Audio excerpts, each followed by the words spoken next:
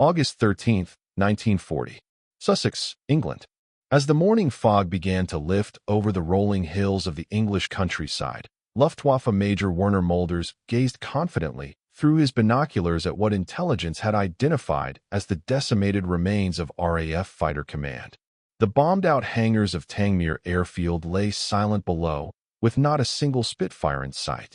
Another successful strike, he thought, marking it off on his map where nearly every known British fighter base had been systematically targeted. Little did he know that just 17 miles north, Squadron Leader Douglas Bader was leading 24 Hurricanes into the sky from a makeshift runway constructed in a farmer's field, completely unknown to German intelligence. The Luftwaffe's meticulous campaign to destroy the RAF on the ground was about to meet its most formidable opponent, an invisible air force. Before we dive into this story, drop a quick hi in the comments and tell me where you're watching from. It really helps support the channel. This is the untold story of how Britain's secret network of auxiliary airfields not only saved the RAF from destruction, but fundamentally altered the psychological warfare of the Battle of Britain, forcing Hitler's commanders to confront a terrifying reality. You cannot destroy what you cannot find. The concept of the auxiliary airfield was not new to military planners. As early as 1924, Air Marshal Hugh Trenchard had advocated for a dispersal strategy, arguing that concentration of forces at known locations created vulnerability. Our strength must lie partly in our visibility and partly in our invisibility, he wrote in a memorandum that gathered dust until 1938, when Air Chief Marshal Sir Hugh Dowding retrieved it during contingency planning for a potential conflict with Germany. Dowding, commander of RAF Fighter Command, was a methodical man with an engineer's precision. On March 18, 1938, he summoned Wing Commander Griffith Powell to his office at Bentley Priory in northwest London. "Powell, I want you to imagine that every one of our established airfields has been rendered unusable," Dowding said, spreading a map across his desk. "Where would we fly from then?" Powell, a veteran of the Great War with a farmer's knowledge of terrain, studied the map. "Sir, we'd need flat ground, decent drainage, and road access, but not too obvious from the air." "Precisely," Dowding replied. "I want you to find me 300 such locations across southern England, and I want this project kept at the highest level of secrecy." Thus began Operation Scatter, one of the war's least known but most effective defensive strategies.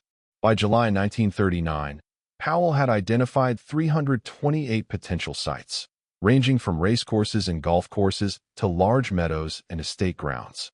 The plan called for minimal infrastructure, perhaps a small control caravan, temporary fuel storage, and at most a few Nissen huts for maintenance.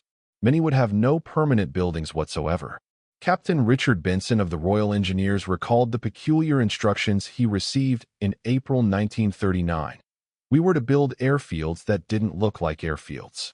Use existing roads where possible. No permanent structures if avoidable. And above all, ensure they could not be easily identified from altitude." The psychological impact of this strategy was not immediately apparent to British planners. They were primarily concerned with operational redundancy, ensuring the ability to continue fighting if main bases were destroyed. What they created, however, was something far more powerful: uncertainty in the mind of the enemy. Across the Channel, the Luftwaffe's planning for Operation Eagle, the air campaign against Britain, relied heavily on intelligence gathered through years of commercial flights, tourism, and spy networks. By early 1940, they had identified what they believed to be all 53 operational RAF fighter stations. The German air intelligence officer Hauptmann Friedrich Winterthal proudly presented this comprehensive dossier to Hermann Göring at a planning meeting in May 1940. "Herr Reichsmarschall, we have mapped every RAF airfield of significance," Winterthal explained, displaying detailed aerial photographs and schematics. "Our target prioritization is complete." "You are certain these are all their operational bases?" Göring asked, examining the materials. "Absolutely, Herr Reichsmarschall. The British air infrastructure is well documented and has changed little since peacetime. We have accounted for every fighter station capable of supporting Hurricane or Spitfire squadrons." Göring smiled, satisfied. Then we will destroy their air force on the ground, and Operation Sea Lion will proceed unhindered. This conversation, later reconstructed from captured documents and post-war interviews, revealed the foundational miscalculation that would undermine the entire German air campaign. The contrast between expectation and reality began to manifest on July 10, 1940, the official start of the Battle of Britain. Luftwaffe planners expected that concentrated attacks on the identified fighter stations would quickly degrade RAF operational capacity. Based on German intelligence assessments, they believed Fighter Command had approximately 300 to 400 operational fighters and could produce only 50 new aircraft per month, dramatically underestimating the actual production rate of 281 fighters per month that British factories were achieving by July 1940. Flight Lieutenant Thomas Morrison of 54 Squadron remembered the first time his unit deployed to an auxiliary field. We landed at Rockford on July 11th, which was one of the established bases. By evening, intelligence warned of a probable raid targeting us specifically the next morning. Squadron leader Leithart gave the order to disperse, and by nightfall, we had relocated to a field near Malden that wasn't even on our maps. Just grass, a fuel truck, and a telephone line to sector control. The following morning, German Dornier bombers struck Rockford with precision, destroying several hangars and cratering the runway. The Luftwaffe duly recorded a successful strike against 54 Squadron's base. Yet within hours, Morrison and his fellow pilots were airborne from their temporary field, intercepting a bomber formation over the Thames estuary, to the astonishment of the German crews. This pattern repeated across southern England. The Germans would strike a main fighter station, report it neutralized, and then face fresh opposition from the very squadrons they believed they had eliminated. The psychological effect began to take hold among the German pilots.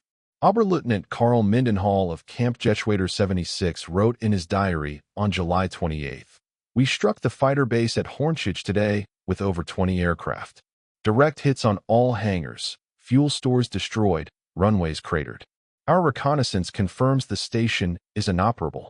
Yet somehow, 2 hours later, we were intercepted by Spitfires from the same squadron based there. It defies explanation." The auxiliary airfield strategy operated on 3 tiers.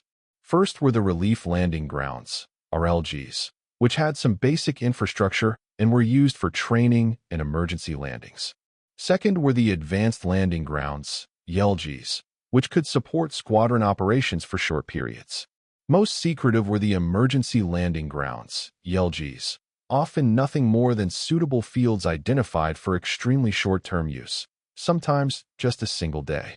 By August 1940, the system had evolved into a complex web of movement. Fighter squadrons would rotate between established bases and auxiliary fields, sometimes operating from 3 different locations within a single week. This constant movement created a logistical challenge for the RAF, but an intelligence nightmare for the Luftwaffe. Group Captain Adolf Sailor Mallon, the South African ace who commanded 74 Squadron, described the operational reality. "We became a flying circus. Monday at Hornchurch, Tuesday dispersed to Rockford, Wednesday to a field near Chelmsford, Thursday back to Hornchurch after the repair crews had worked their magic. The ground crews became expert at setting up operations anywhere we could land a hurricane. It was exhausting but effective. The Germans never knew where to find us." The statistical reality was staggering. Of the 1,023 Luftwaffe bombing raids specifically targeting RAF fighter stations during the Battle of Britain, 619 hit empty or temporarily abandoned fields. The Germans expended approximately 13,500 tons of bombs on airfields, yet 7,800 tons fell on bases that were either unoccupied or only minimally operational at the time of attack. The dispersal strategy created another unexpected advantage: reduced aircraft losses on the ground. During the entire battle, the RAF lost 67 fighters to ground attack, while the Luftwaffe lost 247 aircraft on their fixed bases to RAF bombing raids, a ratio that defied German expectations and planning.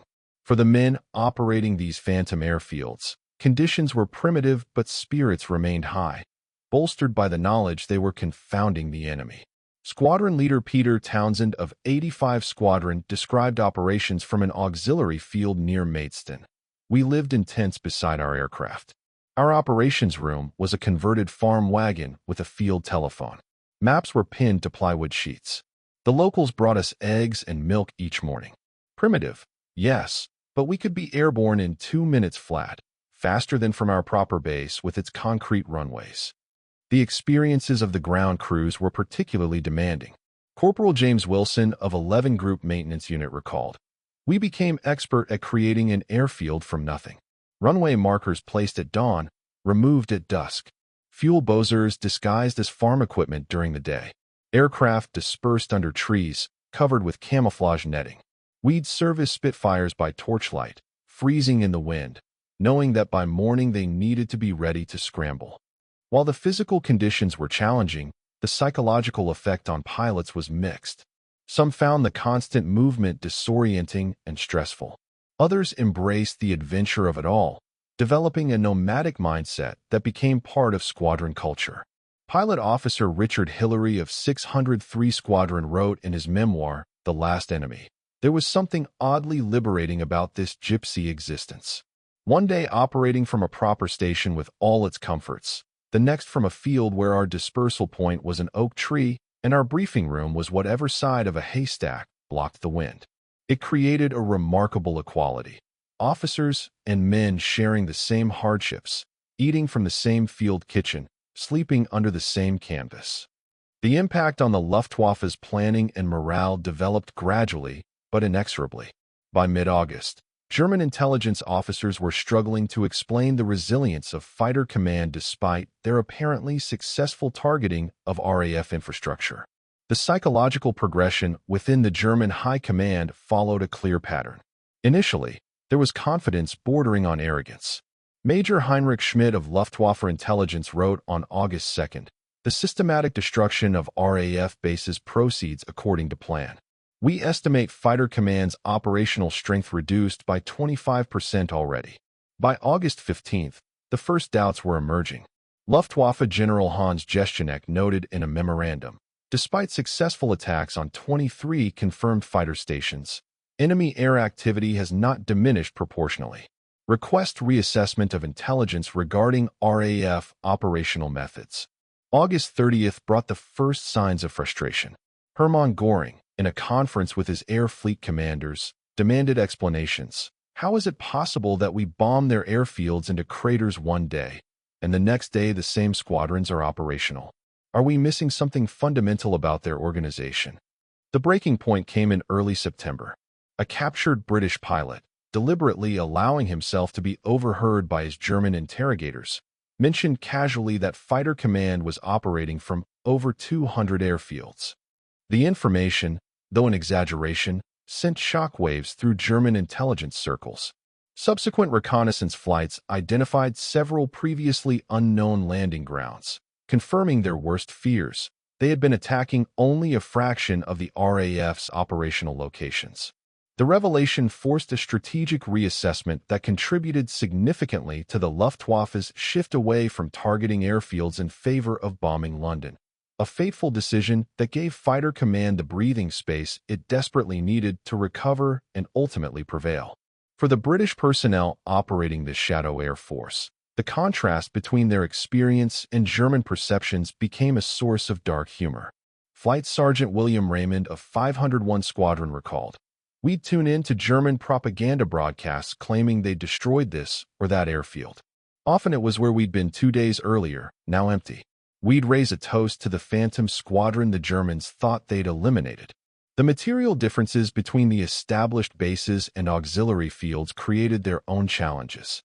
At permanent stations, aircraft were maintained in proper hangars with concrete floors, adequate lighting, and full tool sets. At auxiliary fields, maintenance often occurred in open fields or at best under canvas shelters, with limited equipment and spare parts. Armorer Leslie Thompson of 609 Squadron described rearming Spitfires in a field near Canterbury. "Try synchronizing machine guns in the rain, with mud up to your ankles, using a torch held in your teeth, because both hands are needed for the work. We got it done, but it took twice as long and 3 times the swearing." The systemic advantage created by the dispersal strategy extended beyond merely preserving aircraft and pilots. It fundamentally altered the mathematical equation of attrition that the Germans had calculated. Luftwaffe planners had estimated that destroying 75% of RAF fighter stations would reduce operational capacity by a similar percentage. Instead, they found that even after hitting that target, Fighter Command's response capability remained above 80% of its theoretical maximum. The Auxiliary Airfield program represented a broader philosophical difference between British and German approaches to warfare in 1940. The German system emphasized centralization, standardization, and efficiency, all qualities that served them well in the Blitzkrieg campaigns across Europe but became vulnerabilities when facing an opponent who embraced improvisation and decentralization. Wing Commander Roland Stanford Tuck, who commanded 257 Squadron, observed this cultural difference. The Germans expected us to fight the way they would fight, from established bases with proper facilities, following doctrinal patterns. When we instead scattered across the countryside, operating from fields and meadows, it seemed to genuinely confuse them. They couldn't understand why we would reduce ourselves to such primitive conditions. They missed that it wasn't a reduction, but an advantage. This contrast extended to the respective air forces' support systems. The Luftwaffe relied on a sophisticated but relatively rigid infrastructure. When they captured French airfields, their first action was typically to upgrade facilities to German standards before considering them fully operational. The RAF, by necessity and then by design, developed the ability to operate effectively with minimal ground infrastructure. Air Vice Marshal Keith Park, commanding 11 Group, which bore the brunt of the battle, later credited this adaptability as crucial. We could maintain operations under conditions the Germans would have considered impossible. A squadron dispersed to 3 locations could still function as a coordinated unit. Our pilots became accustomed to sleeping under canvas, our ground crews to servicing aircraft in open fields. This flexibility allowed us to absorb punishment that would have crippled a more conventional air force. One remarkable aspect of the auxiliary airfield system was the involvement of civilian communities. Local farmers, village councils, and even school children became unwitting participants in this massive deception operation.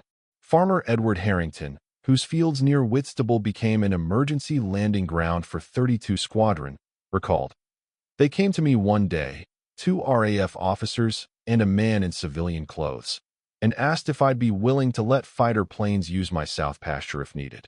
Naturally, I agreed. They measured some distances, left some marker pegs covered by hay, and said they'd be back if necessary. In August, they returned. Within hours, Harrington's peaceful farm became a makeshift airfield. The amazing thing was how quickly they transformed it," he remembered. "By afternoon, they had ground crews, fuel trucks carefully hidden in my barn, and 3 Hurricanes dispersed under the oak trees along the eastern boundary. They asked us not to mention it to anyone, but really, who would believe it?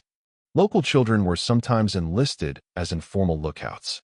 10-year-old Margaret Simmons of Tenterden remembered, "The RAF man gave all of us schoolchildren a card with silhouettes of German aircraft. We were to tell the teacher immediately if we spotted any. We felt terribly important, part of the war effort. I spotted a Dornier once, and the air raid siren sounded 3 minutes later. I was convinced I'd saved everyone." The intimate connection between civilian society and military operations extended to remarkable instances of coordination. Publican George Wells, whose tavern, the White Hart, stood near a secret landing ground in Essex, recounted, "We had a special arrangement. If RAF personnel came in asking for Mr. Thompson's ale, that was code that aircraft would be using the field that night, and to keep noise and lights to a minimum. The whole village participated without ever being formally told what was happening. We understood the importance of discretion. Camouflage played a vital role in the deception strategy. RAF camouflage specialist Flight Lieutenant Roger Pendlebury developed innovative techniques specifically for the auxiliary field program. We couldn't disguise a Spitfire as a cow, he joked after the war, but we could make it virtually invisible from above. Aircraft were parked under trees where possible. When trees weren't available, we created overhead netting with foliage attached. From 15,000 feet, our fighters disappeared into the landscape. The camouflage extended to support equipment as well. Fuel trucks were disguised as delivery vans, complete with fake bakery or laundry service logos painted on their sides. Mobile operations vehicles were designed to look like gypsy caravans or farm equipment. Even runway markers were designed to be indistinguishable from ordinary agricultural implements when viewed from altitude. Communication systems for these dispersed operations proved particularly challenging. Traditional radio communications could reveal locations to German direction-finding equipment. Squadron leader Harold Bennett of Fighter Command Signals developed an innovative approach. We established a network of civilian telephone lines that connected to our sector control rooms.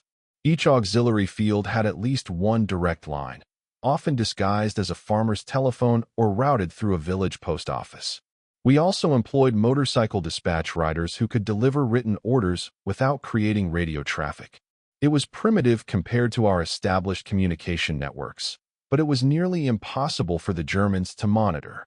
The ultimate vindication of the strategy came through statistics that were only fully compiled after the war. Of the 53 main fighter stations known to German intelligence at the beginning of the battle, 23 were so severely damaged as to be temporarily non-operational at some point. Yet Fighter Command never fell below 65% of its maximum sortie generation capability on any single day during the entire battle. This resilience directly contradicted German planning assumptions. By September 15th, the day now commemorated as Battle of Britain Day, when the Luftwaffe suffered its greatest losses, Göring was forced to admit that the precondition for Operation Sea Lion, the planned invasion of Britain, could not be met. Fighter Command had not been destroyed. Indeed, it was arguably stronger than when the battle began.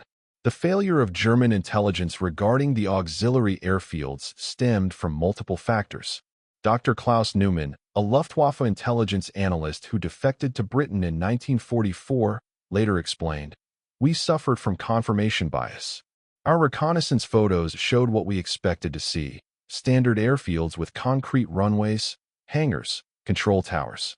The concept of fighter operations from unmarked grass fields with minimal infrastructure was outside our paradigm of modern air warfare.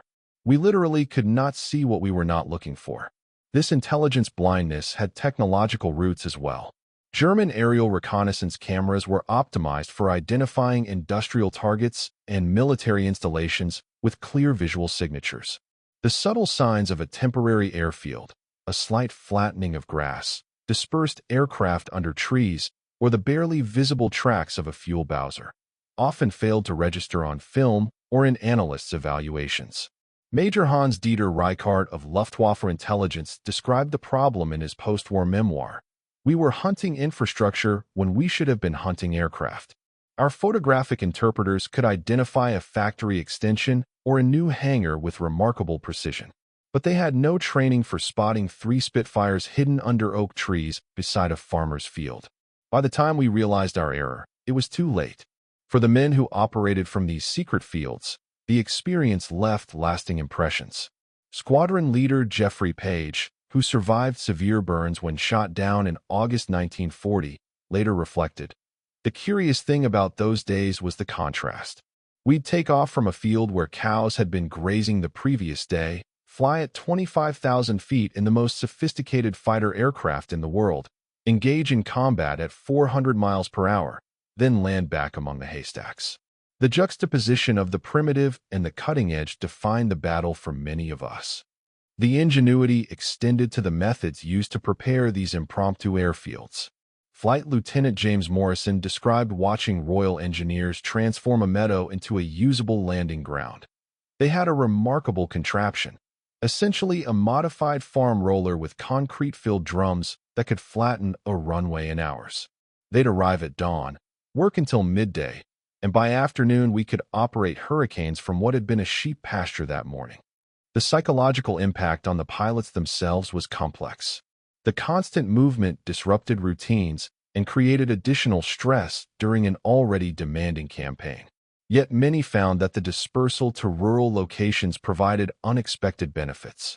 Pilot Officer Colin Gray, a New Zealander serving with 54 Squadron, wrote, "After the tension of combat, Returning to a quiet field surrounded by countryside rather than a barracks provided a kind of decompression. The contrast between the violence of aerial combat and the tranquility of a Sussex meadow at sunset helped preserve our sanity.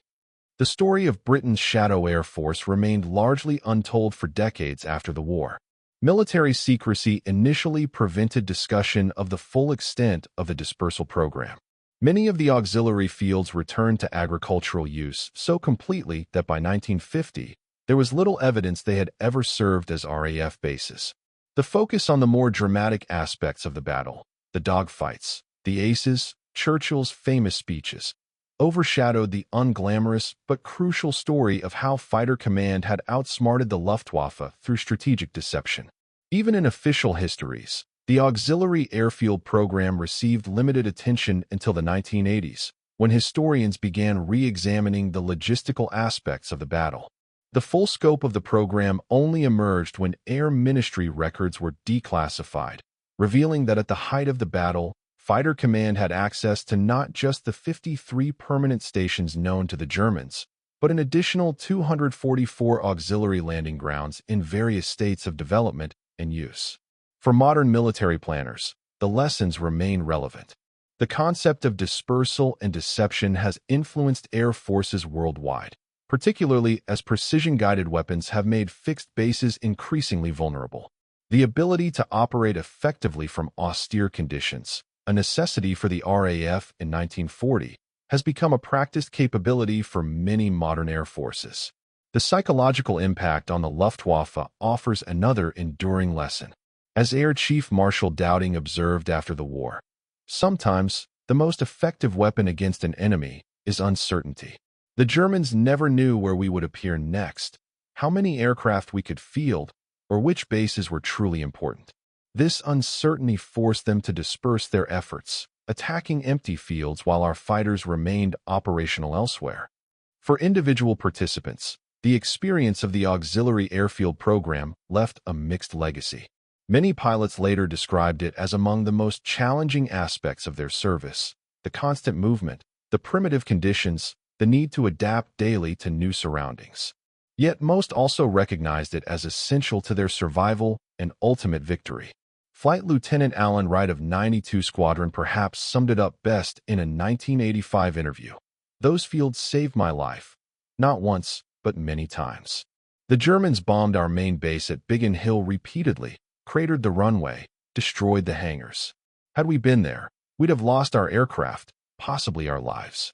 Instead, we were 20 miles away in a farmer's field near Sevenoaks, perfectly operational. The next day, we were somewhere else entirely. We became ghosts the enemy couldn't pin down." On September 17, 1940, Hitler indefinitely postponed Operation Sea Lion, tacitly acknowledging that the Luftwaffe had failed to establish the air superiority necessary for a cross-channel invasion. The Battle of Britain continued officially until October 31st, but the critical phase had passed. Fighter Command had survived the onslaught, due in no small part to its ability to operate from airfields the Germans never found. Today, few physical traces remain of this Shadow Air Force. Most auxiliary fields returned to their pre-war uses: farmland, racecourses, golf clubs. Some were developed into housing or industrial estates in the post-war building boom. Only small memorials and the occasional windsock still flying mark locations where Hurricanes and Spitfires once rose to defend Britain. Yet the legacy lives on in the fundamental principle of military deception. Sometimes, your greatest strength lies not in what your enemy can see, but in what remains hidden from them. The Luftwaffe thought they had mapped and targeted every RAF fighter station. Their failure to find the invisible airfields that sustained Fighter Command ultimately cost them the battle for the skies over Britain, and with it, perhaps, the war itself. And that concludes our story. If you made it this far, please share your thoughts in the comments. What part of this historical account surprised you most? Don't forget to subscribe for more untold stories from World War II. And check out the video on screen for another incredible tale from history. Until next time.